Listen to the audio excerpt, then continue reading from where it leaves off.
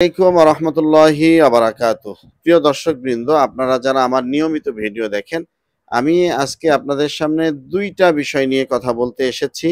আশা করি গুরুত্ব সহকারে আপনারা সেই দুইটা বিষয়েই আজকে আমার মুখ থেকে শুনে তারপরে যাবেন যে আসলে কি সেই দুইটা বিষয়।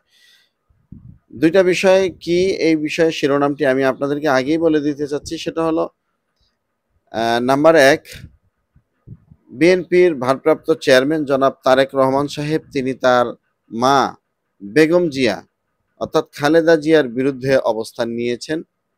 কিভাবে তারেক জিয়া তার মায়ের বিরুদ্ধে অবস্থান নিয়েছেন আমি আজকে আপনাদেরকে সেটাও প্রমাণ করে দিব ভিডিওর শেষ অংশে।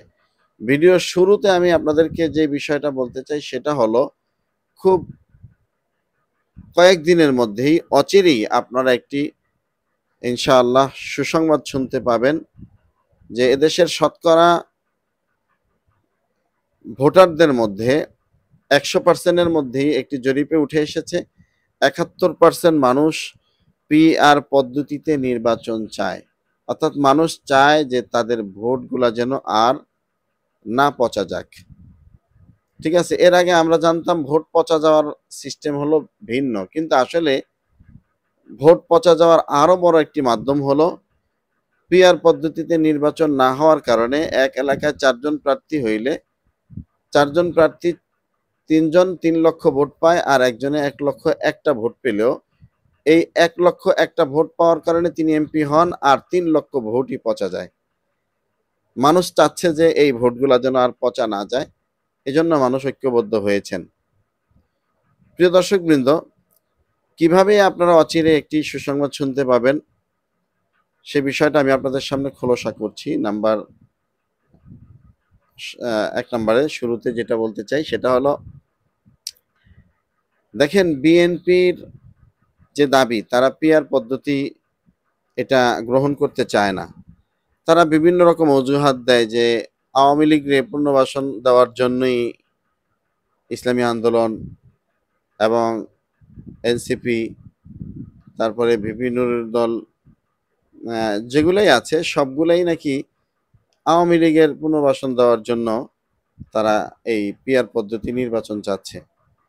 এখানে একটা বিষয় স্পষ্ট জানার দরকার, বোঝার দরকার, সেটা হলো বর্তমানে আওয়ামী লীগকে পুনর্বাসন করার জন্য কারা চেষ্টা করছেন এটা দিনের আলোর মতো পরিষ্কার।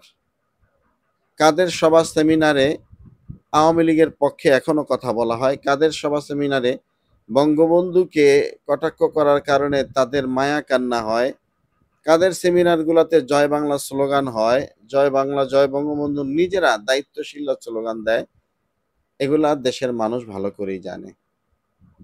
দেশের মানুষকে এখন আর ভুলভাল বুঝিয়ে মানুষকে উল্টা পথে নেওয়া যাবে না। মানুষ এখন সবকিছু বুঝে। তো এই জন্যই মানুষ এখন চায় যে আসলে পিআর পদ্ধতিতে নির্বাচন হলে যেহেতু একটা জাতীয় সরকার গঠন করা হবে, সংসদে সর্বদলের লোকজন থাকবে, কেউ একচাটিয়া নিজেদের মন গড়া আইন পাশ করে 17 বছর 20 বছর 22 বছর 41 বছর ক্ষমতায় দেখার এই স্বপ্ন আর মানুষ দেখতে পারবে না। যদি সংখ্যাগরিষ্ঠ দল যদি সংসদে যায়, যে কোনো দলের হোক, একটা এমপি সে ভাগে পেয়েছে, 1% ভোট পেয়েছে, 3 জন এমপি তার সংসদে গিয়েছে, হোক, সমস্যা নেই, কিন্তু তারপরও সব দলের প্রতিনিধি নিয়ে সংসদ পরিচালনা করতে হবে। এর মাধ্যমে দুর্নীতি, দুঃশাসন এবং অবৈধ বিভিন্ন সংসদে যে সমস্ত বিল পাশ করা হয়, এই অবৈধ বিলগুলো আর পাশ করা একচেটিয়াভাবে যাবে না। এটা দেশের মানুষকে ইসলামী আন্দোলন বুঝাতে সক্ষম হয়েছেন বিদায় দেশের মানুষ এখন ইসলামী আন্দোলন তথা চরমনের সাথে আছেন। আর এই কারণেই এখন 71% মানুষ চায় যে পিআর পদ্ধতিতে নির্বাচন হোক। এখন বিষয়টা হলো, বিএনপি তো চায় না। অনেকে বলতে পারেন বিএনপি এত বড় একটা দল, বিএনপি তো পিআর পদ্ধতিতে নির্বাচন চায় না, তাহলে অন্যরা যতই লাফালাফি করুক এতে কোনো লাভ হবে না।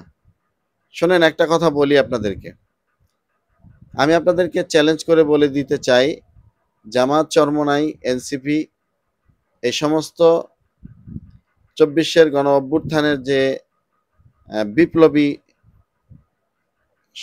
সংগঠনগুলা, দলগুলা, যারা সরাসরি জুলাই অভ্যুত্থানের সাথে জড়িত, যারা জীবনের মায়া ত্যাগ করে এই ফ্যাসিস্ট শেখ হাসিনাকে তাড়ানোর জন্য রাজপথে নেমে এসেছিলেন, তারা ভোটের বাক্স দিবে না, অর্থাৎ তারা নির্বাচন করবে না, তারা নির্বাচনে যাবে না, অন্য কেউ নির্বাচনে গিয়ে তারা এককভাবে আওয়ামী লীগের মতো সংসদ গঠন করবে, সে ঘুরে বালি, সেই দিন ভুলে যেতে হবে। জামাত, চরমনাই, এনসিপি যদি নির্বাচনে না যায়, আমি শিওর বিভিন্ন টকশোর মাধ্যমে যেগুলা শুনি, দেখি, যা বুঝি, নির্বাচন হবে না। বিএনপিকে মেনে নিতেই হবে। পিআর পদ্ধতিতে নির্বাচন করার বিষয় বিএনপিকে মেনে নিতেই হবে। বিএনপি যতই তালবানা করুক না কেন যে না এর দ্বারা আওয়ামী লীগের পুনর্বাসন হবে, ওইটা হবে, সেটা হবে, এগুলো আসলে মানুষকে ভুলভাল বোঝানো হয় আর কি বিএনপির পক্ষ থেকে। এগুলা মানুষ এখন আর খায় না। তো প্রিয় ভাইয়েরা, আপনাদেরকে একটা কথা বলি, বিএনপির বর্তমান অবস্থাটা কি দেখেন। তারেক জিয়া, আমরা এর মধ্যে কয়েকবার ফেসবুকে দেখেছি যে তারেক জিয়া অমুক দিন আসছেন, ব্রিফকেস তিনি গুছাচ্ছেন বাংলাদেশে প্রবেশ করার জন্য, কিন্তু সেই তারিখগুলা আমরা খুব আশা ভরসা নিয়ে থাকি যে না, তারেক জিয়া একজন আদর্শবান নেতা হিসাবে বাংলাদেশে প্রবেশ করবেন, তাহলে বাংলাদেশে বিএনপির মধ্যে যে সমস্ত উল্টাপাল্টা কাজগুলো হয়, আমি বলতে চাই না সেই উল্টাপাল্টা কাজগুলো কি, আপনারাই বুঝে নিয়েন। এই উল্টাপাল্টা কাজগুলো যদি সরাসরি তারেক জিয়া যদি একজন আদর্শবান নেতা হিসাবে তার বাবার মতো বাংলাদেশে প্রবেশ করে, তার বাবার আদর্শে বিশ্বাসী হয়ে, তার মায়ের আদর্শে বিশ্বাসী হয়ে যদি রাজনীতি করতে পারেন, তাহলে হয়তোবা কিছুটা হলেও এই সমস্ত এই অপকর্মগুলো বন্ধ হয়ে যাবে। এই জন্য আমরাও চাই তারেক জিয়া আসুক, কিন্তু বিষয়টা হলো তারেক জিয়া বাংলাদেশে আসছেন না কেন? বারবার তারিখ শুনছি কিন্তু আসছেন না।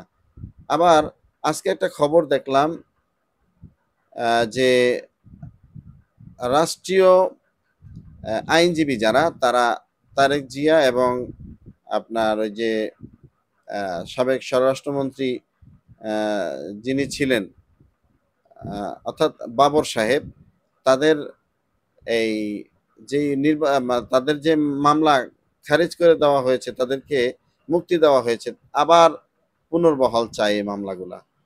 হয়তো তারেক জিয়া এটাই বুঝেন, বিচক্ষণ মানুষ তো, বুঝে শুনেই তিনি বাংলাদেশে প্রবেশ করছেন না, যে তিনি বাংলাদেশে প্রবেশ করলে আবার যে কোনো মুহূর্তে কট খাওয়ার সম্ভাবনা আছে।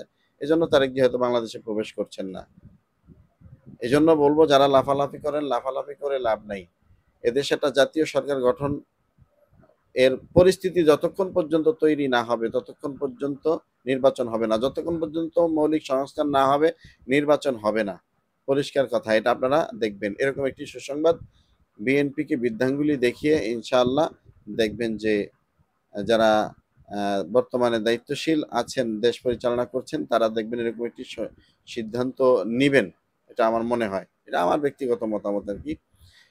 প্রিয় ভাইয়েরা, ২ নম্বরে যে কথাটি বলতে চেয়েছিলাম সেটা হলো যে তারেক জিয়া তার মায়ের বিরুদ্ধে অবস্থান নিয়েছেন, অর্থাৎ তিনি তার দলের কিছু ওই যে ফজু পাগলার মতো কিছু লোক যেভাবে মৌলবাদীদেরকে দেখলেই চুলকানি, প্রত্যেক বক্তব্যের মধ্যে মৌলবাদীদেরকে নিয়ে গালিগালাজ করেন, তারেক জিয়াও তার সুরে সুর মিলিয়েছেন। কিন্তু বেগম জিয়া কি বলেছেন, চলুন আমরা একটু ভিডিওটি একটু দেখে আসি।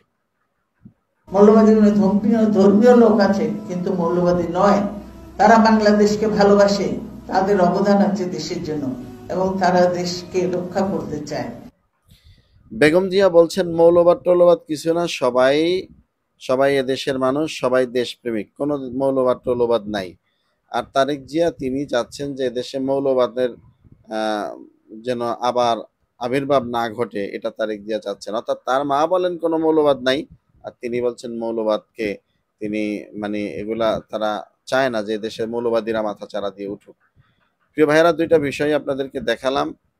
এখন আপনারা এই বিবেচনা করবেন যে সামনের রাজনীতি কোন দিকে যাচ্ছে।